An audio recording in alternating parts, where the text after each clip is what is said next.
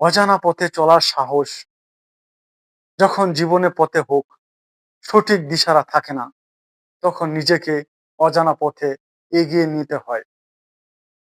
এই পথ কখনো সোজা হয় না, তবে এই পথে চলা সাহসী আমাদের নতুন কিছু শিখতে এবং অভিজ্ঞতা অর্জন করতে সহায়তা করে।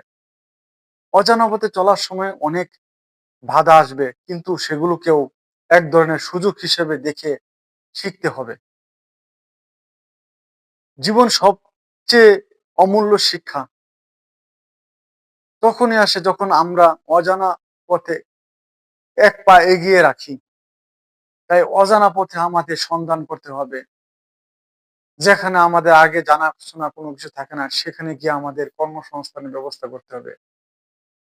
তাহলে না আমাদের জীবন উন্নত হবে এবং আমরা একটু আরাম আয়েশে শান্তিতে বসবাস করতে পারবো। কারণ অর্থ ছাড়া মানুষের জীবনে কোনো কিছু হয় না। মানুষ চলতে গেলে অর্থের প্রয়োজন আছে। তাই অর্থের জন্য আমাদের কাজ করতে হবে এবং কাজের সন্ধান করতে হবে। তাহলে না আমাদের জীবন একটু উন্নত হবে। ইনশাল্লাহ।